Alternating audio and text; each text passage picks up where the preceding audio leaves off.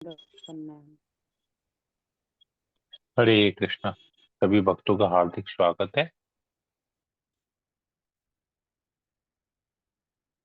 तो हम लोग श्रीमद् भागवतम का प्रथम स्कंद पढ़ रहे हैं। किस प्रकार कलयुग आता है और परीक्षित महाराज इसको कैसे डील करते हैं, उसके साथ कैसे व्यवहार करते हैं कलयुग के साथ। तो अभी परीक्षित महाराज ने देखा कि कलयुग आया है और शूद्र से भी निम्न देखने में है, परंतु राजा के का वस्त्र धारण किए हुए है और वो गाय और बैल के पैरों के ऊपर चोट पहुंचा रहा है। तो तुरंत परीक्षित महाराज अपने रथ से उतरे और उसे दंड देने लगे। यहां तक हमने पढ़ा। तो अभी ये भागवतम कथा नैमिषारण्य में सूत गोस्वामी शौनक आदि ऋषि को बता रहे हैं। ये कथा अब तक परीक्षित महाराज और सुखदेव गोस्वामी जो सुना था वो अब तक पोर्शन आया नहीं है। ये उसका बैकग्राउंड है, क्योंकि अभी सुखदेव सूत गोस्वामी ये सुन के आए हैं यहाँ पर। वो सुखदेव गोस्वामी के मुख से सुन के आए और अभी यहाँ पर आके बता रहे हैं। तो अभी ये बता रहे हैं कि किस प्रकार ये कली कैसे आया, तो इसके बाद ये कली का प्रभाव कैसे हुआ और कैसे फिर सुखदेव गोस्वामी वहां पर आके भागवतम कथा सुनाए। तो अभी बैकग्राउंड चल रहा है उसका, भागवत कथा सुनाने का जो बैकग्राउंड है वो चल रहा है। तो यहाँ पर हम लोग आज आगे पढ़ेंगे। परीक्षित महाराज कली को देख के उसे दंड देते हैं। ओम अज्ञानतिमिरान्धस्य ज्ञानाञ्जनशलाकया चक्षुरुन्मीलितं येन तस्मै श्रीगुरुवे नमः। नमो विष्णुपादाय कृष्णप्रेष्ठाय भूतले श्रीमते भक्तिवेदांत स्वामी नामे नमस्ते सरस्वती देवी गौरवाणी प्रचारिणे विशेष शून्यादि पाश्चात देश तारिणे। हे कृष्ण करुणा सिंधु दीनबंधु जगतपति गोपेश गोपिका कांत राधा कांत नमस्ते। सप्त कांचन गौरांगी राधे वृंदावनेश्वरी विश्वभानुसुते देवी प्रणमामि हरि प्रिये। वाञ्छा कल्पतरुभ्यश्च कृपा सिन्धुभ्येव च पतितानां पावनेभ्यो वैष्णवेभ्यो नमो नमः। जय श्री कृष्ण चैतन्य प्रभु नित्यानंद श्री अद्वैत गदाधर शिवाचार्य गौरभक्तवृंद। हरे कृष्णा कृष्णा कृष्णा हरे हरे हरे राम मंगलाचरण की जय। ओम नमो भगवते वासुदेवाय। ओम नमो भगवते वासुदेवाय। ओम नमो भगवते वासुदेवाय। श्रीमद् भागवतम प्रथम स्कंद अध्याय 16 श्लोक नंबर 5। शौनक ऋषि ने पूछा, सूत गोस्वामी से शौनक ऋषि ने पूछा, महाराज परीक्षित ने उसे केवल दंड क्यों दिया, जबकि वह शूद्रों में अधम था। उसने राजा का वेश बना रखा था तथा गाय पर पाद प्रहार किया था। ये सब घटनाएं यदि भगवान कृष्ण की कथा से संबंधित हो तो कृपया इनका वर्णन करें। तो बहुत सुंदर यहाँ पर प्रश्न पूछ रहे हैं। सबसे पहले बोल रहे हैं कि वो सबसे प्रथम तो वो शूद्रों से भी निम्न था, अधम था, शूद्रों से भी अधम था, प्लस उसने राजा का वेश धारण किया। तो सबसे पहले शूद्र से भी नीची जाति का व्यक्ति था। अब उतना नीच व्यक्ति होने के बावजूद उसने राजा का वेश धारण किया, और राजा का वेश तो धारण किया। राजा का काम है प्रजा की रक्षा करना, गौ की रक्षा करना, और वो राजा का वेश धारण करके गौ पर अत्याचार कर रहा है। तो कितना गलत कार्य कर रहा है वो। सबसे पहला तो वो शूद्र से भी निम्न है और वो क्षत्रिय का ड्रेस धारण किए हुए है। सबसे पहला गलती, और क्षत्रिय का ड्रेस धारण भी किया तो क्षत्रिय का कार्य नहीं कर रहे। वो अधम कार्य कर रहा है, मतलब क्षत्रिय के नाम पे कलंक है। वो गाय पर पाक प्रहार कर रहा है। तो ऐसे व्यक्ति को केवल दंड नहीं देना चाहिए, उसे खत्म कर देना चाहिए, एकदम तुरंत मार देना चाहिए, क्योंकि वो गौ हत्या कर रहा है, वो गौ पर अत्याचार कर रहा है। तो इतनी सारी गलतियां वो एक साथ कर रहा है, इतने सारे गलत कार्य वो एक साथ कर रहा है, तो तुरंत, खाली दंड से नहीं होगा, मृत्यु से मार देना चाहिए। और फिर आगे बोलते हैं, अगर ये कृष्ण से रिलेटेड है तब हमको सुनाइए, नहीं तो हमको नहीं सुनना है। चाहे कुछ कोई भी युग हो, चाहे कोई भी हो, अगर ये कृष्ण से रिलेटेड है, ये कथा कृष्ण से संबंधित है, तो आप इसका वर्णन कीजिए। तो प्रभुपाद जी लिखते हैं इसमें,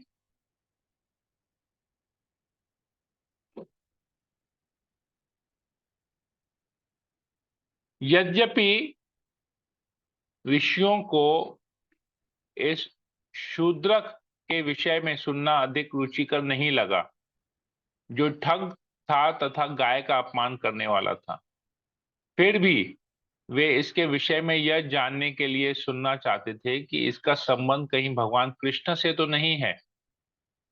वे केवल कृष्ण कथा में रुचि रखते थे, क्योंकि कृष्ण कथा से जो भी विषय संबंधित हो वह श्रवण करने योग्य होता है। तो ये बहुत इंपॉर्टेंट पॉइंट यहाँ पर है। ये हमारे भक्तिमय जीवन के लिए बहुत जरूरी है कि लोग स्टार्ट तो करते हैं कृष्ण कथा से, परंतु कृष्ण कथा से डाइवर्ट होके इधर उधर की बातें करने लगते हैं, भौतिक जीवन की बातें करने लगते हैं, कृष्ण साइड हो जाते हैं। परंतु यहाँ पर क्या हम देख रहे हैं कि शूद्रक की कथा है, हमको शूद्रक की कथा में इंटरेस्ट नहीं है। शूद्रक की कथा में तभी इंटरेस्ट आएगा अगर ये कथा जो है भगवान से रिलेटेड है कि नहीं, भगवान से जुड़ जाएगा तब हम सुनेंगे। अगर भगवान से नहीं जुड़ता है तो हमको इसको सुनने की कोई जरूरत नहीं है। हम ऐसे कितने लोग हैं जो केवल भगवान से जुड़ी हुई बातें सुनना पसंद करते हैं। हार्डली कोई हो। भगवान से जुड़ी बातें अच्छी तो लगती है, परंतु फिर इधर उधर की बातें भी सुनना ज्यादा पसंद करते हैं। तो इससे हमको पता चलता है हम क्या सुनने के आदी है, क्या सुनने का प्रयास करते हैं, और हमारा भक्तिमय जीवन कितना, किस स्तर पे है। कई लोग, कई भक्तगण एक्सक्यूज देते हैं कि वो क्लास तो अटेंड करते हैं, फिर और काम भी तो है ना, ये भी है वो भी है, ऐसा है वैसा है। तो कितना हम कृष्ण कथा सुनेंगे, संभव नहीं है। 1 मिनट।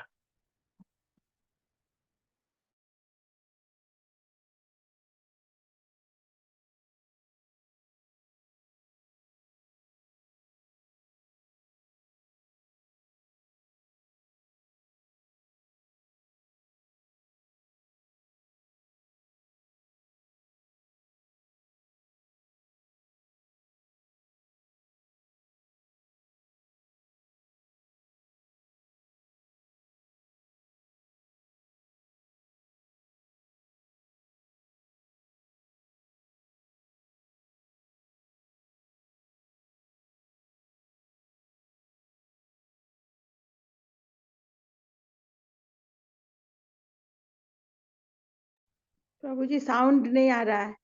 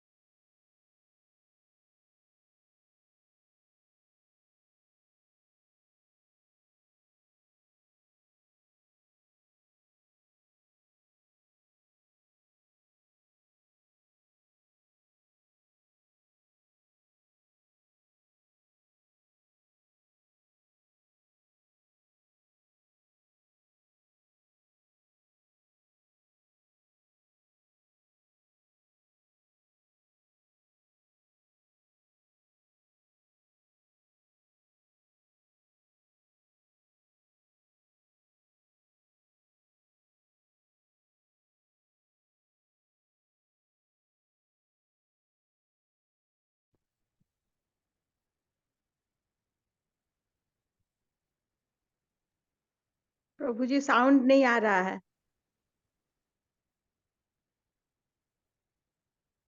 माता जी, प्रभु जी अभी कोई इमरजेंसी कॉल कर रहे हैं शायद।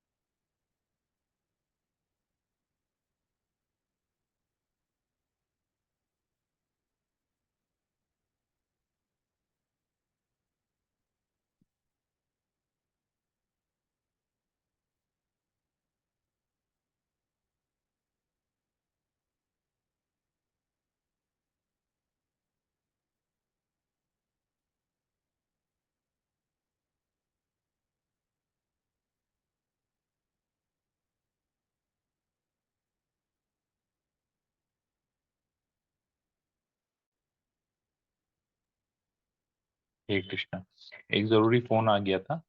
ओके, यहाँ पर आप देख रहे हैं कि कितने लोग यहाँ पर श्रवण करने के उत्सुक हैं। सारा दिन श्रवण करने का कैपेसिटी रखते हैं कि नहीं, उससे पता चलता है कि हमारी भक्ति कितनी है। तो ये यहाँ पर रूपा जी बताते हैं। अगला श्लोक। भगवान के भक्त भगवान के चरण कमलों से प्राप्त मधु को चाटके आदि हैं। उन कथा प्रसंगों से क्या लाभ जो मनुष्य के बहुमूल्य जीवन को व्यर्थ नष्ट करे। तो भगवान की कथा का श्रवण करना मतलब मधु को चाटना, अमृत पान करना, भगवान की कथा श्रवण करना। और जो भगवान से रिलेटेड नहीं है, ये मनुष्य का जो मनुष्य जीवन जो है ये बहुत मूल्यवान है, बहुमूल्य है। तो क्योंकि मनुष्य जीवन में ही हम भगवान के बारे में जान सकते हैं। अगर हमको किसी पशु का योनि मिले, पक्षी का योनि मिले, तो क्या हम भगवान के बारे में जान पाएंगे? कृष्ण कथा श्रवण कर पाएंगे? नहीं, भोग में लगे रहेंगे। लेकिन अगर मनुष्य जीवन मिलता है तो हमको हमारी चेतना हायर लेवल की होती है, तो हम श्रवण कर पाएंगे, समझ पाएंगे कृष्ण के बारे में। लेकिन अगर हम मनुष्य जीवन लेके भी भोग करते हैं तो मनुष्य और पशु में कोई अंतर नहीं है। आहार निद्रा भय मैथुन, भोग विलास करना। तो कृष्ण कथा श्रवण करने से हमको मनुष्य जीवन सार्थक होता है। नहीं तो ये मनुष्य योनि भी पशु की तरह ही है, कोई डिफरेंस नहीं है। तो अगर हम कृष्ण कथा नहीं सुनते हैं तो हम अपना जीवन व्यर्थ करा रहे हैं। अगर भोग में लगे हुए तो फिर मनुष्य जीवन लेके क्या फायदा? फिर कुत्ता बिल्ली बने, पक्षी बने, पेड़ बने, जलचर बने। ये ठीक उसी प्रकार है जिस प्रकार एक व्यक्ति, जैसे हम बहुत पहले हमने चर्चा किया था, अगर किसी व्यक्ति एक बार एक व्यक्ति की का विवाह हुआ था, तो उसके दोस्त ने उसको एक रेफ्रिजरेटर गिफ्ट किया, एक फ्रिज गिफ्ट किया। तो उस व्यक्ति का जो शादी हुआ, उसके कुछ दिनों बाद ये मित्र जो है उसके घर गया। उसने बोला, यार ठंडा ठंडा पानी तो पिलाओ, फ्रिज है तुम्हारे घर में, ठंडा ठंडा पानी पिलाओ। बोला मेरे घर में ठंडा पानी नहीं है। बोला अरे फ्रिज तो तुमको मैंने गिफ्ट किया, तो पानी नहीं रखा क्या? बोला नहीं। क्या रखा है? बोले फिर फ्रिज खोल के दिखा कि अंदर सब कपड़े रखे हुए हैं। तो बोले यार जब तुमको कपड़े रखने थे तो फ्रिज क्यों लिया? अलमारी लेनी चाहिए थी, बोलते मैं तुमको अलमारी गिफ्ट करता। तो कहने का मतलब ये है कि जो चीज कर रहा है तो उसको वही चीज यूज करनी पड़ेगी। तो अगर हम भोग कर रहे हैं तो हमको मनुष्य योनि का जरूरत नहीं है। हम पशु की योनि में ही ठीक है, पक्षी की योनि में ही ठीक है, जहां हम भोग कर सकते हैं। तो मनुष्य योनि उच्चतर योनि है, तो इसको हमको फायदा भी ठीक से लेना चाहिए। जैसे अगर हमको एक एरोप्लेन गिफ्ट करे, प्रभु जी ये आपके लिए प्राइवेट, आपका ये प्राइवेट जेट है, प्राइवेट एरोप्लेन है, आप जहां चाहे जब चाहे उड़ के जा सकते हैं। पर अभी हम क्या करेंगे? अब जैसे मैं टॉलीगंज में रहता हूँ, वो एरोप्लेन मेरे घर के नीचे पार्क है, मैं क्या करूंगा? एरोप्लेन में बैठूंगा और रास्ते में जाऊंगा, चलाते हुए जाऊंगा, जैसे गाड़ी चलाते हुए जाता हूँ चलाते हुए जाऊंगा, और न्यू मार्केट पहुंच के उसको पार्क कर दूंगा। तो लोग मुझे क्या कहेंगे? "ये देखो बेवकूफ है, जब रास्ते में ही चलाना तो फिर एरोप्लेन की क्या जरूरत है? गाड़ी लेके चलाए, स्कूटर लेके चलाए, मोटरसाइकिल लेके चलाए। एरोप्लेन मिला है हवा में उड़ने के लिए, और ये हवा में उड़ने वाली चीज को जमीन में चला रहा है। तो वैसे ही मनुष्य शरीर मिला है भगवत धाम जाने के लिए, वापस अपने घर जाने के लिए, भगवान के पास जाने के लिए। लेकिन हम बोलते हैं नहीं, हमको कृष्ण कथा में रुचि नहीं है, कृष्ण में रुचि नहीं है, हम समय का व्यर्थ उपयोग करेंगे और भोग करेंगे। तो यही चीज यहाँ पर शौनक ऋषि सूत गोस्वामी से कह रहे हैं। तो उन कथा प्रसंगों से क्या लाभ जो मनुष्य के बहुमूल्य जीवन को व्यर्थ नष्ट करे? तो आप देखिए, अगर हम पॉलिटिक्स के बारे में बात करते हैं, बीजेपी, तृणमूल, ये पार्टी वो पार्टी, समाजवादी पार्टी, तो हम क्या कर रहे हैं? व्यर्थ। हम क्रिकेट के बारे में, मूवीज के बारे में बात करते हैं, सब व्यर्थ है।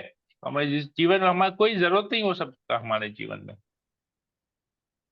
इसकी निंदा उसकी निंदा करते हैं, इसकी बुराई करते हैं, उसके बारे में कहते हैं, उसके बारे में करते हैं, चर्चा करते हैं। तो ये बहुमूल्य जीवन हम व्यर्थ कर रहे हैं, ये समझना बहुत जरूरी है।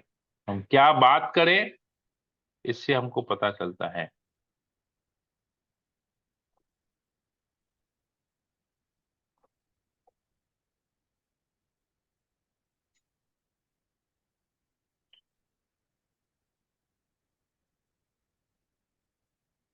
प्रोपा जी यहां पर लिखते हैं,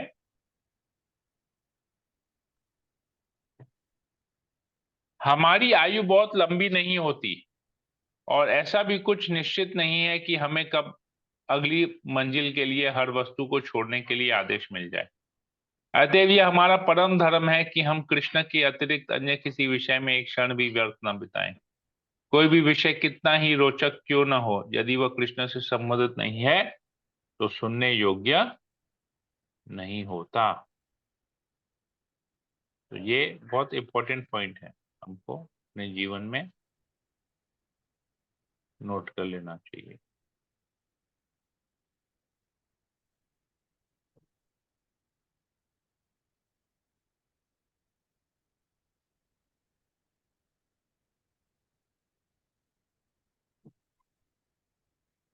अगला श्लोक।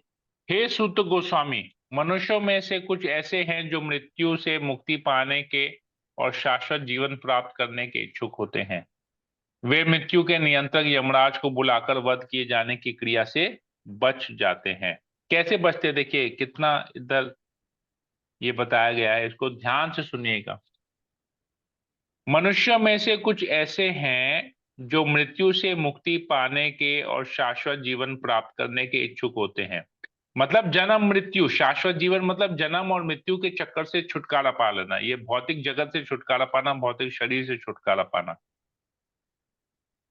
तो मृत्यु का नियंत्रक कौन है? यमराज है।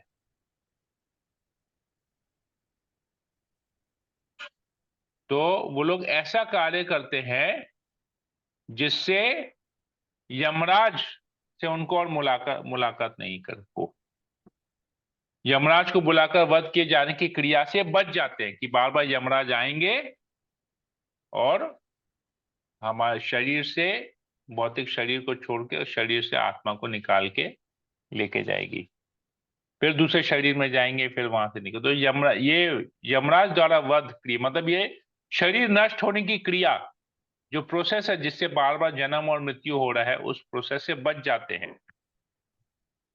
कुछ लोग ऐसे हैं जो ऐसा इस भौतिक शरीर से मुक्ति पाने के इच्छुक हैं और शाश्वत जीवन उनको चाहिए, परमानेंट, जहां पर कोई जन्म नहीं हो, कोई मृत्यु नहीं हो, क्योंकि आत्मा का जन्म और मृत्यु नहीं होता है। तो ये कैसे होता है, इसको प्रभुपाद जी इसके बारे में यहां पर लिखते हैं।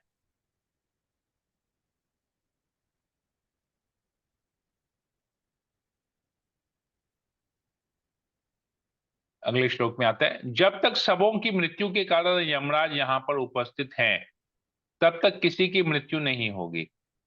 ऋषियों ने मृत्यु के नियंत्रक यमराज को आमंत्रित किया है, जो भगवान के प्रतिनिधि हैं। उनकी पकड़ में आने वाले सारे जीवों को भगवान की दिव्य लीलाओं की इस वार्ता के रूप में मृत्यु रहित अमृत का श्रवण करने का लाभ उठाना चाहिए। तो ये जो भागवत कथा है, यहां पर यमराज को भी निमंत्रण दिया गया है। तो यमराज जी यहां पर आमंत्रित हैं, जहां पर भागवत कथा होती है। तो अगर यमराज वहां पर स्वयं भागवत कथा श्रवण करने में बिजी है, व्यस्त हैं, तो भगवान की लीलाओं को सुनने में व्यस्त है,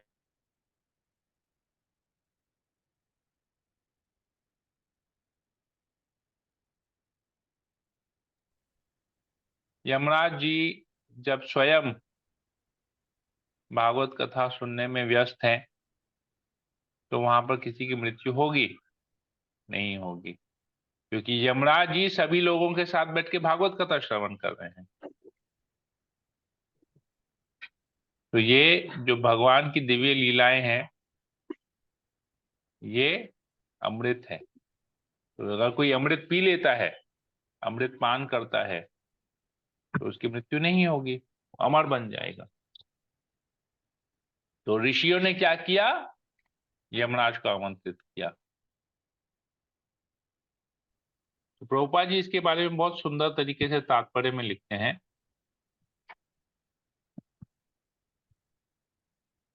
प्रभुपाद जी लिखते हैं, प्रत्येक मनुष्य चाहता है कि उसकी मृत्यु न हो, किंतु वह यह नहीं जानता कि मृत्यु से छुटकारा कैसे पाया जाए। मृत्यु से बचने की रामबाण औषधि है भगवान की उन अमृत तुल्य लीलाओं का श्रवण करने के लिए अपने को अभ्यस्त करना, जो क्रमबद्ध रूप में श्रीमद् भागवत में कही गई है।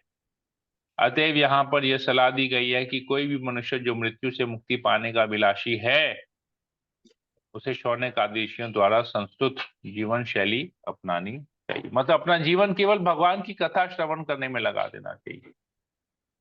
अल्प बुद्धि तथा कम आयु वाले आलसी मनुष्य रात को सोने में तथा दिन को व्यर्थ के कार्यों में बिता देते हैं। तो कैसे, जिनकी अल्प बुद्धि होती है, वो लोग अपना जीवन कैसे नष्ट कर रहे हैं, कैसे बेकार कर रहे हैं मनुष्य योनि को, वो यहाँ पर बताया गया है। तो ये लोग अल्प क्या करते हैं,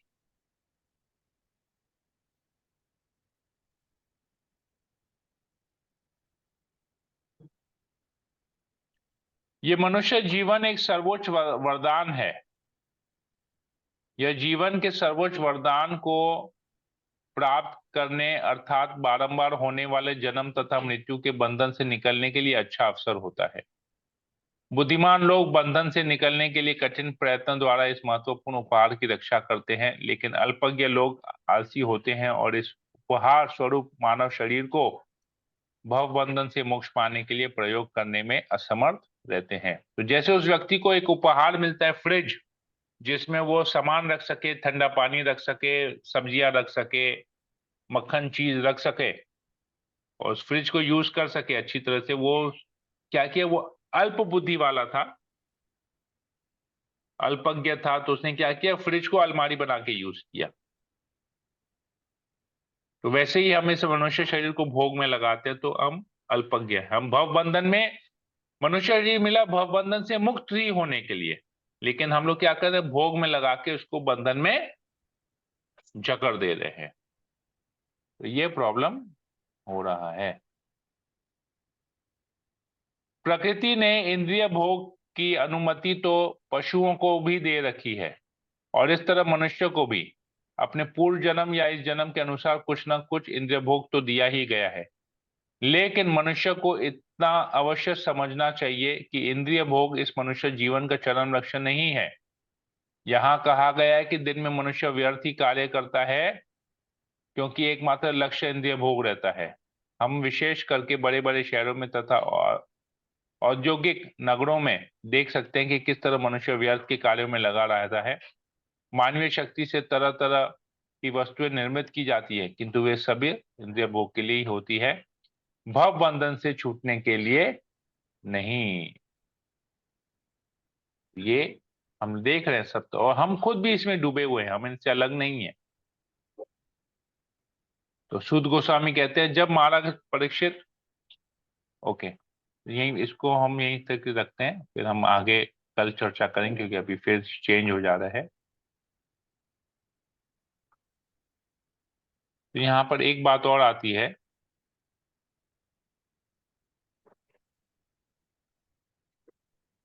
प्रभुपाद जी एक जगह तात्पर्य और एक सुंदर बात लिखते हैं।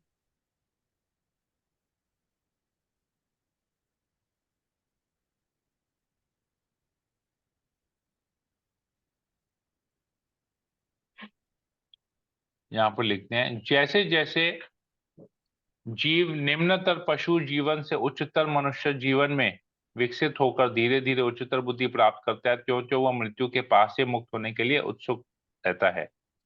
आधुनिक विज्ञानी शरीर संबंधी रासायनिक ज्ञान के प्रगति द्वारा मृत्यु से बचना चाहते हैं, लेकिन दुर्भाग्यवश मृत्यु के नियंत्रक यमराज इतने क्रूर हैं कि वे खुद उस विज्ञानी तक को नहीं छोड़ते।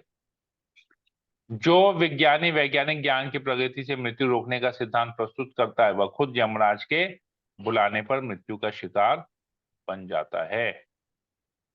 तो लोग, अभी हम लोग देखते हैं कि आयु बढ़ाने का फॉर्मूला लाते हैं, ये करोगे ऐसा करोगे तुम्हारी आयु बढ़ जाएगी।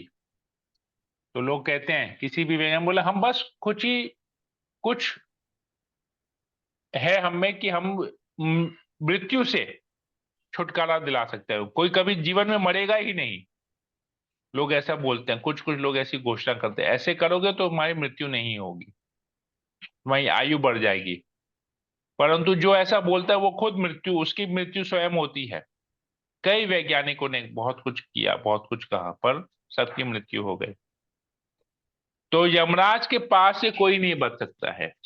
ये अगर शरीर मिला है, भौतिक शरीर, तो इस भौतिक शरीर का नष्ट होना भी अनिवार्य है, होगा ही। तो कोई भी ये सिद्धांत प्रस्तुत करे कि मैं तुम्हें मरने से बचा सकता हूं, वो स्वयं एक ना एक दिन जरूर मरेगा, क्योंकि शरीर मृत है। शरीर को नष्ट होने से कोई बचा नहीं। जन्म है तो मृत्यु होगा ही, ये भौतिक जगत में, क्योंकि आत्मा की मृत्यु नहीं होती, शरीर की मृत्यु होती है। यदि यमराज की क्रूर वध क्रिया को रोकने की कोई आशा है, तो यही है कि उन्हें बुलाकर भगवान के पवित्र नाम का श्रवण तथा कीर्तन कराया जाए। यमराज भगवान के परम भक्त हैं, और उन्हें उन शुद्ध भक्तों द्वारा कीर्तनों तथा यज्ञों में आमंत्रित किया जाना अच्छा लगता है, जो भगवान की भक्ति में निरंतर लगे रहते हैं। इस तरह शौनक आदि ऋषियों ने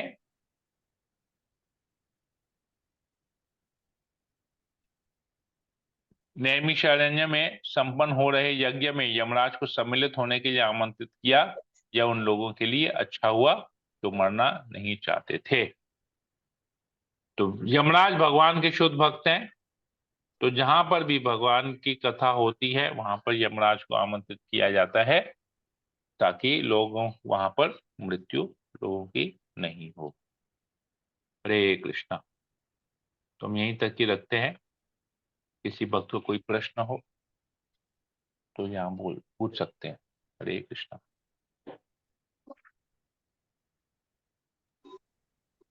हरे कृष्ण प्रभु जी। हरे कृष्ण माता। यस माता। गृहस्थ जीवन में रहकर कैसे करके अपने को पूरी तरह कृष्ण के ऊपर समर्पित करें? आप बताइए, आप गृहस्थ जीवन में है जी तो आप बताइए कैसे करेंगे। नहीं, जैसे आप बोल रहे हैं कि मैं ही किसी से भी बात ना करके आप कृष्ण की ही बात करें हर हम्म, समय, तो वो पॉसिबल नहीं है ना। फैमिली में कुछ चीजें तो दूसरी तरह की होती हैं, हाँ। तो उस समय क्या करना चाहिए? ओके, मैं दूसरे तरीके से इसका उत्तर देता हूँ। आपने प्रश्न किया, मैं आपसे प्रश्न करता हूँ। उस प्रश्न का उत्तर आप दे पाए तो आपको आपके प्रश्न का उत्तर मिल जाएगा। ठीक है। जी। अर्जुन का जो पोजीशन था लाइफ में, हम्म। अर्जुन को जब भगवान ने गीता का ज्ञान दिया तो अर्जुन एक ऐसे सिचुएशन में था जहां पर वो किसी चीज के बारे में डिसीजन नहीं ले पाता। ज्ञान था परंतु डिसीजन नहीं ले पाता था। राइट। जी। तो हमको भी लगता है कि हमारे पास ज्ञान बहुत है परंतु हम डिसीजन लेने में असमर्थ होते हैं। कौन सा डिसीजन लेने में असमर्थ होते हैं? अर्जुन अर्जुन क्या डिसीजन नहीं ले पाया कि कि मैं अपने युद्ध करूं या परिजनों नहीं को। करूं। हम्म। राइट। जी। युद्ध करूं या नहीं करूं, यही उसका असमंजस था ना। यही यहां पर वो डिसीजन लेने में फेल हो गया। राइट। जी। हम क्या डिसीजन नहीं ले पा रहे हैं कि गृहस्थ जीवन में कृष्ण कथा करें या नहीं करें, कैसे करें। ना, कृष्ण कथा करें, अपने लिए करें, और जो अरे, समझ में जिनको अर्जुन समझ में अपने लिए आए युद्ध कर रहा था उनको। क्या?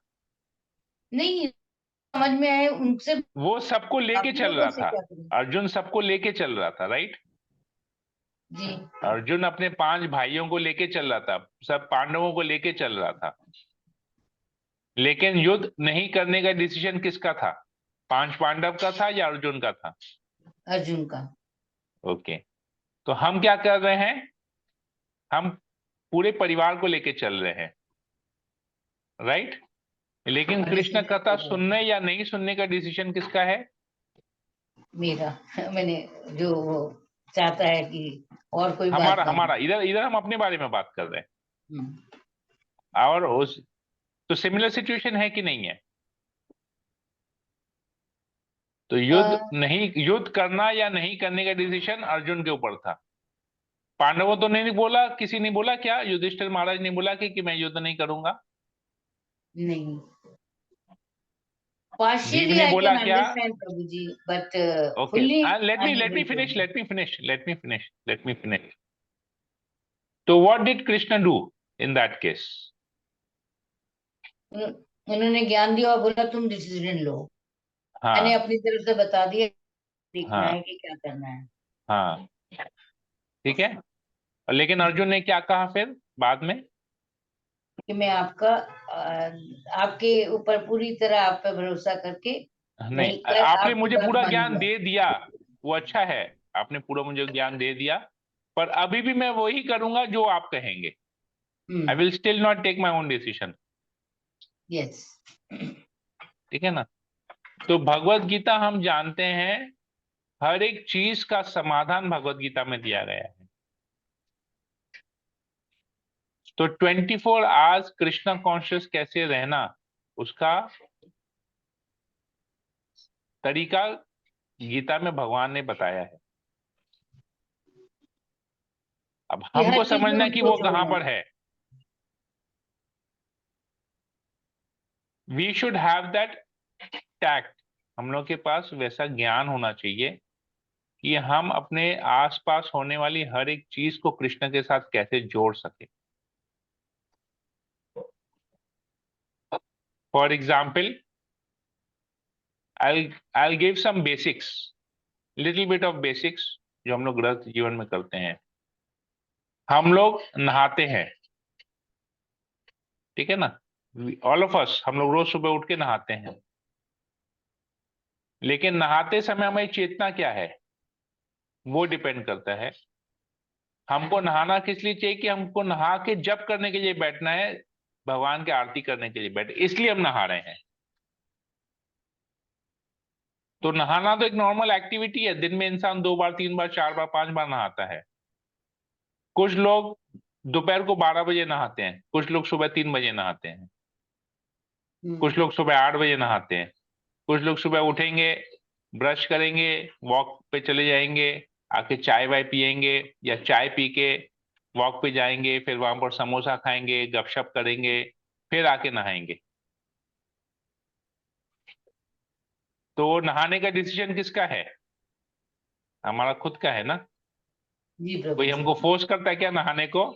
या हम खड़े हैं, नहीं बोलता है तुम बात नहीं मान रहे, बाल्टी पानी का उठा के हमारे ऊपर फेंक दिया, नहीं ऐसे है क्या? नहीं तो प्रभु जी, डिसीजन किसका है?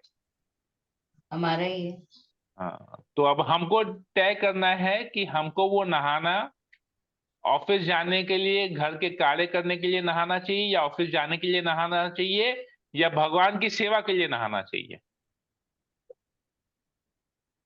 ठीक है। ग्रंथ में ये 3 ऑप्शन हमारे पास है ना। जी या तो लोग ऑफिस जाने के लिए नहाते हैं, या तो घर का काम करने के लिए नहाते हैं, किचन में घुसने के लिए नहाते हैं, और तीसरा नहाना क्यों है? क्योंकि हमको बगैर नहाए हम भगवान की सेवा नहीं कर पाएंगे, बगैर नहाए हम जप नहीं कर पाएंगे।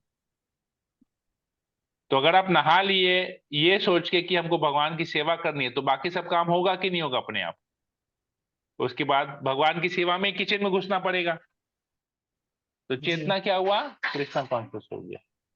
अभी हम अपने परिवार वालों से बात करते हैं, तो परिवार वालों से हम लोग बातचीत करते हैं कहाँ? घूमने जाने का, ये खाने का, वो खाने का, इसके घर जाने का, उसकी शादी में जाने का, ये सभी बात करते हैं ना घर वालों से। या घर वाले से झगड़ा करते हैं नहीं नहीं कि तुम मेरा बात नहीं मान रहे, हम तुम्हारा बात नहीं मानेंगे। क्या बात, जनरल टॉक से ही होता है ना, जी कि किसके यहाँ जाना है, किसके यहाँ प्रोग्राम है, आज क्या कुकिंग करना है, आज क्या खाना बनाना है, ये सभी बात होता है। या सचिन तेंदुलकर के बारे में, विराट कोहली के बारे में, धोनी धोनी के बारे में, सूर्य कुमार यादव के बारे में, और क्या क्या ईशान किशन, और क्या क्या जो भी हो रहा है वो सब के बारे में क्या बात करेंगे। तो we have to decide what we have to talk. और उस कथा को कृष्ण के साथ कैसे, उस बात को कृष्ण के साथ कैसे जोड़ना, उसका हमको टैक्ट होना चाहिए। हाँ, कुकिंग करना है, क्या खाएंगे? आज करेला फ्राई खाएंगे, आज पटल का सब्जी खाएंगे, आज कुदरी का सब्जी खाएंगे, आज बिरयानी खाएंगे, आलू दम खाएंगे। ठीक है, खाएंगे, लेकिन कृष्ण को भोग लगा के खाएंगे। तो आपका वो कथा कृष्ण से जुड़ गया कि नहीं, वो डिस्कशन? जी ठीक है। अभी हमको किसी की शादी में जाना है, तो किसी की शादी में जाना है, हमारा चाचा का लड़का, चाचा का लड़की, अगड़म बगड़म, ये वो क्लोज रिलेटिव या कोई फ्रेंड, तो उसकी शादी में जाना है। हाँ, उसकी शादी में जाना है, उसके लिए गिफ्ट लेके जाना है। क्या गिफ्ट लेके जाना है? कृष्ण कॉन्शियस गिफ्ट लेके जाना है। तो वो शादी में जाने वाले जो डिस्कशन है, और शादी में जाके मुझसे जो मिलना है, वो कृष्ण कॉन्शियस हो गया कि नहीं हुआ, by giving that particular person Krishna conscious gift. मतलब शादी जनरल है, मैं कोई भी इन्विटेशन बोल रहा हूँ। शादी मतलब कोई भी इनविटेशन, चाहे वो गृह प्रवेश हो, चाहे किसी का गेट टुगेदर हो, चाहे किसी का एनिवर्सरी हो, चाहे किसी का बर्थडे हो, चाहे किसी की शादी हो, ये शादी word take it as a general invitation. किसी के यहाँ जाना, चाहे इनविटेशन, चाहे हम लोग किसी के घर भी जाते हैं, किसी XYZ व्यक्ति के घर भी जाते हैं, तो कुछ ना कुछ तो लेके जाते हैं हमेशा, खाली हाथ तो जाते नहीं है। ये हमारे में कल्चर है, ये हमारा कल्चर है कि whenever we go to somebody, whenever we go to meet somebody, हम वी लोग उसके कैरी लिए कुछ सम। ना कुछ लेके जाते हैं। एनीथिंग, मतलब कुछ ना कुछ लेके जाते हैं, खाली हाथ कभी नहीं जाते हैं। या फ्रूट्स लेके जाएंगे, या मिठाई लेके जाएंगे, या शरबत लेके जाएंगे, या भुजिया लेके जाएंगे, नमकीन लेके जाएंगे, गिफ्ट पैक बना के जाएंगे, कुछ भी, मतलब वी ऑलवेज टेक समथिंग। तो वाई नॉट वो सब लेके भगवान को भोग लगा के लेके जाएं। या अगर किसी कारण से हम लोग भगवान को भोग नहीं लगा सकते भाई, रास्ते में घर से निकले, थाने खरीदते हुए फिर डायरेक्टली उसके घर गए, मतलब जिसके पास जाए, रोड रास्ते से उसका खरीदते खरीदते उसके पास गए, तो उसके घर में जाके उसको बोल सकते हैं कि ये हमने आपके, ये, तो लोग बोलते हैं अरे इतना लाने का क्या जरूरत था, इतना लेके आने का क्या जरूरत था, बोलते हैं, सब लोग बोलते हैं ये। आप कुछ भी तो बोला, अरे इसकी क्या जरूरत थी। तो क्या बोलना चाहिए? ये आपके लिए, ये भगवान के लिए हम लोग लाए हैं, अब भगवान को भोग लगाइए। तो ये आपके लिए नहीं है, ये भगवान के लिए है। तो क्या करेंगे लोग, भगवान को जबरदस्ती ठूसेंगे क्या? अब विग्रह में तो, अब वो लोग क्या विग्रह को किस भाव में देते हैं, बोलते हैं विग्रह तो पूरा सॉलिड होता है, तो उसमें क्या ड्रिल करेंगे होल और बोलेंगे ये भगवान आपके लिए लिखाई है, आपके अंदर में तो जगह नहीं है, हम छेदा कर दे रहे हैं, आप उसमें डालिए। ऐसा होता है क्या? नहीं। नहीं। तो ये है, मैं भी जब भी किसी के यहाँ जाता हूँ मैं कुछ ना कुछ लेके जाता हूँ। मैं बोलता हूँ ये, जैसे किसी के घर जाता हूँ, उनके घर में गौर नेता, मैं ये गौर नेताई के लिए है, ये जगन्नाथ जी के लिए, ये ठाकुर जी के लिए, ये आपके घर में लड्डू गोपाल है उसके लिए है, तो हम ये बोल के देते हैं। तो what is our activity is what, taking something, किसी को देना, पर वो कृष्णा कॉन्शियस में कन्वर्ट हो गया। तो ऐसे ही होगा ना, कृष्णा कॉन्शियस कन्वर्ट। तो हर एक कार्य को हम कैसे कृष्ण के साथ जोड़ सकते हैं, उस कार्य में कृष्ण का नाम कैसे जोड़ना है, इसका टैक्ट हमको होना चाहिए। लाइक फॉर एग्जाम्पल, अभी मैं रिसेंटली मेरे जब पापा का डेथ हुआ था, तो हमारे घर में बहुत जन आए थे, मेरे सारे रिलेटिव्स आए थे। तो सबको सब कुछ खाने की इच्छा थी, क्योंकि कलकत्ता में कोई आता है, कलकत्ता में खास करके मिठाइयों का बहुत शौकीन होता है हर कोई। तो हम लोग जो भी सब ला रहे थे, वो हर एक चीज, ठीक है ये खाना है ना, ठीक है हम लोग मंगाते हैं, लेकिन भगवान को भोग लगा के फिर खाएंगे। तो एक्टिविटी नॉर्मल क्या है भाई, हमको आज गुड़ का चमचम खाना है, या गुड़ का रसगुल्ला खाना है, या बेक्ड रसगुल्ला खाना है, जो भी खाना है, रबड़ी खाना है। हमारे घर में बहुत कुछ हुआ, ये 12 दिन जो थे बहुत कुछ हमारे घर में, बहुत कुछ मिठाइयाँ बनी, बहुत कुछ मिठाइयाँ बाजार से भी आई, बहुत कुछ हुआ। परंतु हमने क्या, मैंने पर्टिकुलरली क्या किया, हर एक चीज को भगवान को भोग लगाया। तो दिस इज व्हाट, तो वो गृहस्थ जीवन है ना। गृहस्थ जीवन में ही तो इतने लोग आए मिलने। अभी हम जंगल में रहे होते तो कोई आता क्या हमसे मिलने? नहीं प्रभु। गृहस्थ जीवन में ही सोशलाइज होता है, जंगल में रह के तो सोशलाइज नहीं होगा। अकेले भी रहेंगे पूरे घर में, परिवार को छोड़ के अगर किसी अकेले 1 बेडरूम फ्लैट में जाके कहीं पर रह जाएंगे किसी कोने में, तो क्या सोशलाइज होगा? नहीं होगा। तो गृहस्थ जीवन हुआ ही नहीं।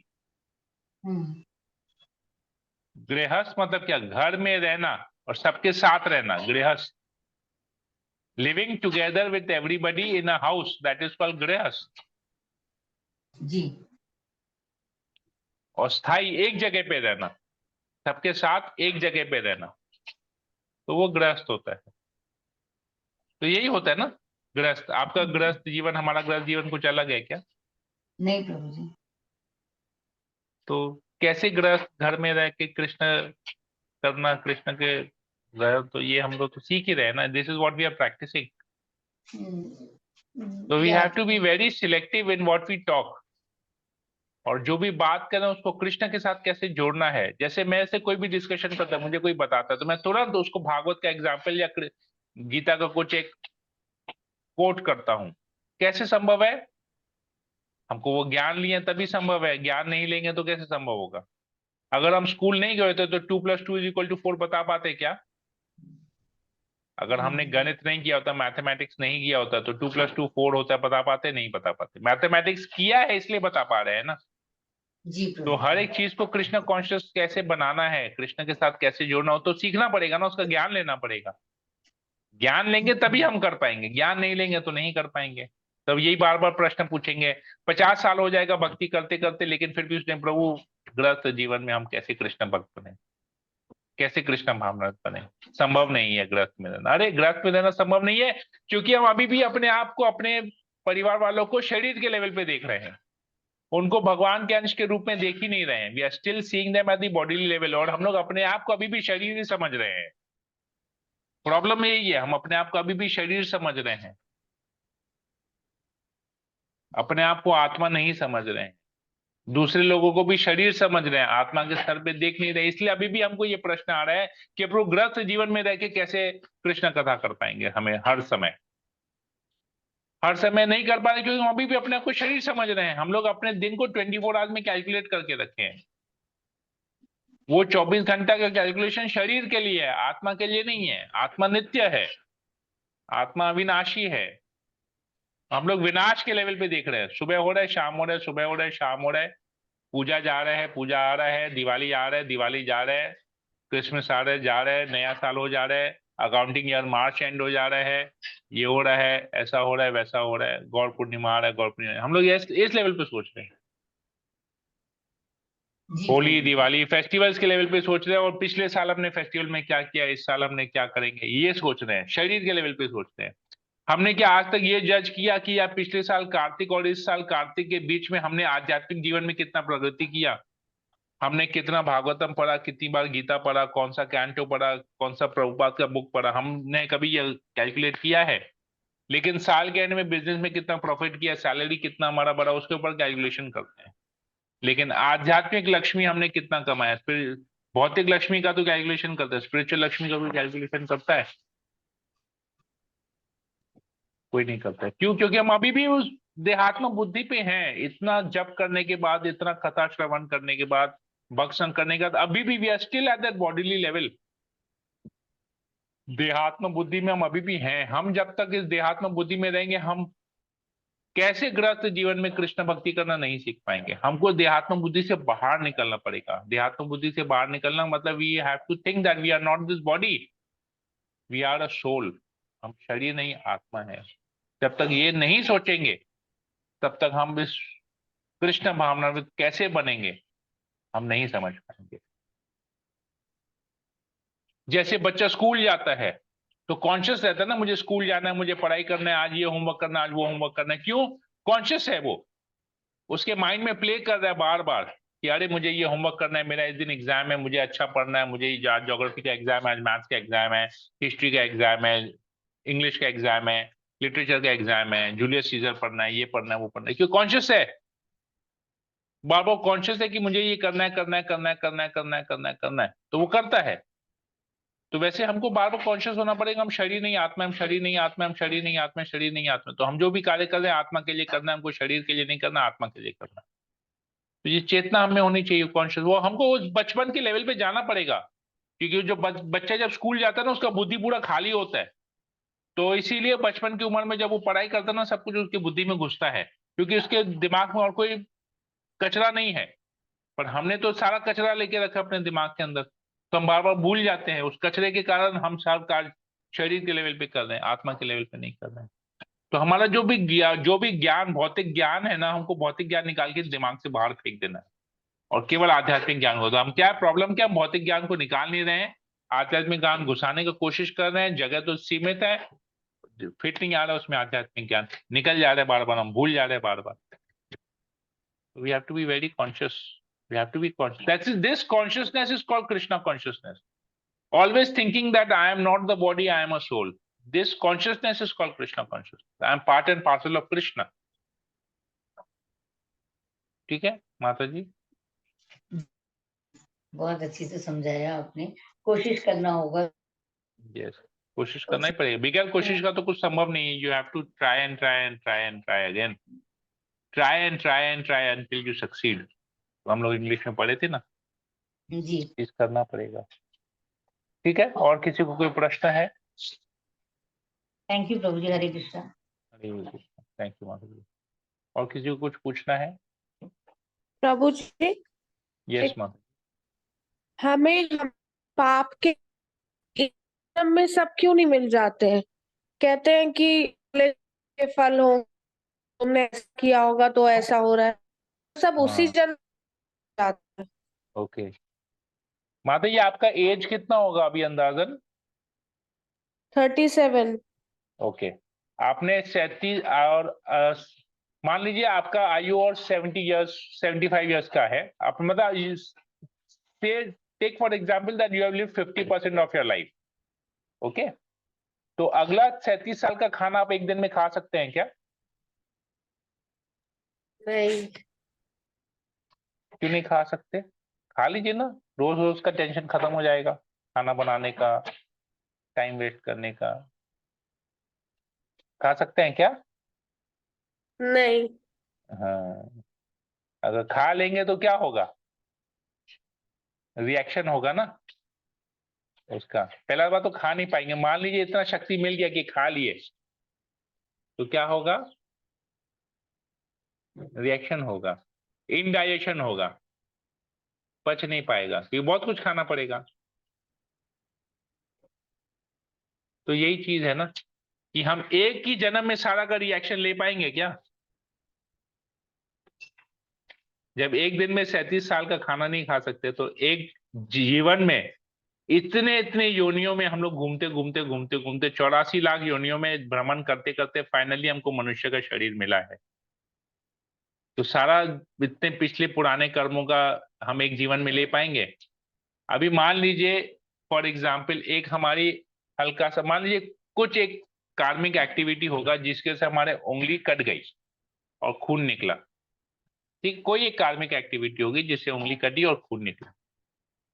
तो ऐसे समझिए वैसे अगर 100 कार्मिक एक्टिविटीज होगी तो हमारे उंगली में अगर 100 जगह या हाथ में अगर 100 जगह कट आया तो हम कितना हम बेयर कर पाएंगे? क्या वो पेन बेरेबल होगा? नहीं।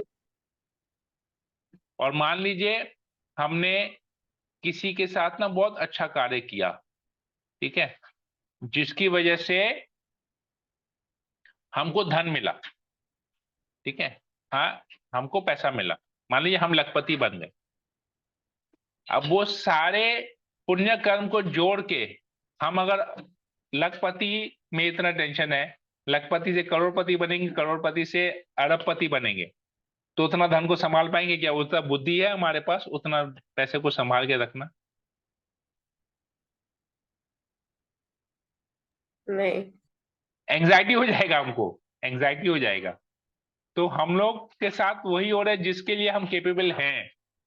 अभी थोड़ा सा बुखार होता है, देखिए ठंडा में, ठंडा जैसे मौसम चेंज होता है, ठंडी से गर्मी होती है, गर्मी से बारिश आता है, बारिश से फिर वापस ठंडा आता है। जब भी कोई वेदर चेंज हो देखिए हम लोग का शरीर खराब हो जाता है, बुखार हो जाता है, गला बैठ जाता है, नाक बंद हो जाता है। तो उस वो 2 3 4 दिन की बीमारी को हम झेल नहीं पाते, कितना तकलीफ होता है। सोचिए एक साथ अगर कार्मिक रिएक्शन एक साथ आ जाएगा, सारा पाप और पुण्य का सारा रिएक्शन एक साथ आ जाएगा, तो कैसे हम उसको फेस कर पाएंगे? नहीं कर पाएंगे। तो इसलिए कहते हैं, कृष्ण कहते हैं कि वंस यू सरेंडर अनटू मी, आप अगर मेरे शरणागत होते हो तो मैं तुम्हें सभी पापों से मुक्त कर दूंगा। तो Krishna is taking care of all the reaction which are going to come. Krishna कहते हैं भगवत गीता में, यद करोसी यद अस्नासी यद जोहोसी ददाति, वॉट एवर यू डू, आप जो भी करते, यद करोसी यद अस्नासी, आप जो भी खाते हैं, जो भी दान करते हैं, जो भी तपस्या करते हैं, सब मुझे अर्पित करके करो।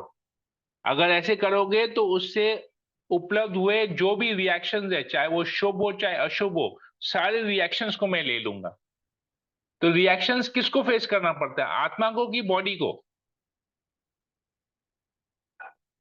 जब बीमार होते हैं तो कौन बीमार होता है? आत्मा बीमार होता है कि शरीर बीमार होता है? शरीर। शरीर बीमार। तो एक्शंस रिएक्शंस शरीर को फेस करना पड़ता है। अब कृष्ण कहते हैं ये शरीर के जितने भी एक्टिविटीज है उसको मुझे अर्पित करके करो तो मैं तुम्हें सारे रिएक्शन से मुक्त कर दूंगा, शुभ और अशुभ दोनों चीज से मैं तुम्हें मुक्त कर दूंगा। जब शुभ अशुभ दोनों से मुक्त कर दिए तो बॉडी को कोई रिएक्शन फेस करना पड़ा? बॉडी को कोई रिएक्शन मतलब कोई कर्म फल बचा ही नहीं, कर्म फल बचा नहीं तो बॉडी लेने का जरूरत नहीं है। आत्मा के स्तर पे आ गए, मुक्त मुक्त बन गए, मुक्त अवस्था में आ गए। You have to understand that. तो एक साथ सब नहीं मिलेगा क्योंकि हम अभी उस लेवल पे नहीं है कि हम उसको एक साथ ले सकें, क्योंकि अभी वो अभी बद्ध जीव है, हम लोग मुक्त आत्मा नहीं है। प्रभुपाद भगवान के शुद्ध भक्त है, प्योर डिवोटी। प्रभुपाद का जब कुंडली, प्रभुपाद का जो जन्म पत्री जब दिखाया गया तो उसने कहा कि ये he is not an ordinary person, ये स्वेच्छा से यहाँ आए हैं। मतलब ये भगवान के कहने पे यहाँ आए हैं, इनका कोई प्रीवियस बर्थ नहीं है। तो he is come here for, लेकिन उस शरीर में भी प्रभुपाद को प्रॉब्लम्स फेस करना पड़ा। प्रभुपाद को हार्ट अटैक आया, प्रभुपाद जी का बार बार उनको बुखार होता था, उनका तबियत हेल्थ, क्योंकि शरीर है ना। तो ये दिखा रहे हैं, लेकिन प्रभुपाद ये सब चीजें ना विचलित नहीं थे, because Prabhupada was not at the bodily level. Prabhupada का देहात्म बुद्धि नहीं था, प्रभुपाद आध्यात्मिक स्तर पे थे हमेशा। कैसे 24 आवर्स कृष्ण कॉन्शियस हर एक चीज में। यहां तक कि प्रभुपाद जब अंतिम क्षण में भी जब वो लेटे हुए थे, जब वो शरीर छोड़ने के समय आ गया था उनका, तभी भी वो भागवत कथा ही कर रहे थे। He was preaching Krishna consciousness. He was preaching Srimad Bhagavatam. So why? Because he is not this body. He knows I am not this body. I am a soul. तो शरीर तो मिला है, उसमें तो प्रॉब्लम्स होगा ही। लेकिन अभी हमारा प्रॉब्लम क्या है? हमको जब कोई शरीर का प्रॉब्लम होता है तो हम सबसे पहले तो जप नहीं करते, लेट जाते हैं, सो जाते हैं, सर पकड़ के सो जाते हैं, बात नहीं कर पाते हैं, नाक बंद हो जाता है, आंख ही नहीं खोल पाते हैं। जप करना तो क्या, जप ही नहीं कर पाते तो क्या गीता पढ़ेंगे, क्या भागवत पढ़ेंगे? कुछ नहीं कर पाएंगे। तो ये हम लोगों का और प्रभुपाद का शुद्ध प्योर डिवोटी और हम लोगों को जैसे लोगों का मुक्त आत्मा और बद्ध जीव का डिफरेंस ये है। तो अगर हमको मुक्ति के लेवल पे जाना है तो हमको कभी भी जप नहीं छोड़ना चाहिए, कभी भी गीता भागवत का साथ नहीं छोड़ना चाहिए, तभी हम कर पाएंगे। चांटिंग तो कभी नहीं छोड़ना चाहिए, जप करते रहना चाहिए, करते रहना। जैसे मेरे अभी डैड का डेथ हुआ, तो अब मुझे जैसे ये न्यूज मिला शाम को, मैं तुरंत बीट बैग लेके चांटिंग करने लगा, नॉन स्टॉप मैंने चांटिंग किया। I don't know how many rounds I did that day, 48 64। मतलब शाम को 5:30 पौने 6 बजे से 6 बजे से लेके मैंने जो चांटिंग स्टार्ट किया, मैं सुबह 3:30 बजे तक चांटिंग करा। मैंने बीट बैग छोड़ा ही नहीं अपने हाथ से। तो I was keeping chanting chanting chanting chanting chanting chanting chanting chanting. क्या कर सकते हैं? There is nothing else we can do. तो जब ही एक मात्रा मां सहारा है। ये गुरु ग्रंथ साहिब में भी आता है, कलयुग ही नाम आधार। मतलब कलयुग में भगवान का नाम ही केवल एक मात्रा आपका आधार है, आपकी पहचान है, जो आपको इस भगवत धाम से, जो इस भौतिक जगत से आपको भव सागर से छुटकारा दे पाएगा। ये आता है सब जगह, सारे शास्त्रों में आता है। तो कुछ भी हो जाए, किसी भी परिस्थिति में हमको भगवान के नाम का जप नहीं छोड़ना चाहिए। लेकिन हमारा क्या अवस्था है अभी? हम लोग सबसे पहले जप करना छोड़ देते हैं। थोड़ा सा बीमार क्या पड़े, उस दिन चांटिंग गड़बड़ हो गया, साधना गड़बड़ हो गया। तो किस लेवल पे हम लोग? देहात्म बुद्धि पे ही है ना, आध्यात्मिक लेवल तो आए नहीं है। We have to understand that very nicely. Reactions तो आएंगे ही, कर्म फल है तो कर्म किए तो फल तो उसका भोगना ही पड़ेगा, आगे पीछे भोगना ही पड़ेगा। इट इज अप्रारब्धा फलम पापम कूतम बीजम फलोन्मुखम, एक श्लोक आता है भक्ति रसामृत सिंधु में। अप्रारब्धा फलम पापम कूतम बीजम फलोन्मुखम। इसको एक छोटे से एग्जाम्पल से समझते हैं। ये नहीं समझ पाएंगे, कर्म फल बहुत डिफिकल्ट है समझना, पर एक छोटे से एग्जाम्पल से हम समझ पाते हैं। बहुत सिंपल एग्जाम्पल है, मैं देता हूँ, भौतिक जगत का एग्जाम्पल मैं देता हूँ तो समझ में आ जाएगा। जैसे अभी हम लोग एक ट्रैफिक सिग्नल पे खड़े हैं, रेड लाइट है और हम लोग सिग्नल पे खड़े हैं। हमने क्या किया? सिग्नल को तोड़ दिया।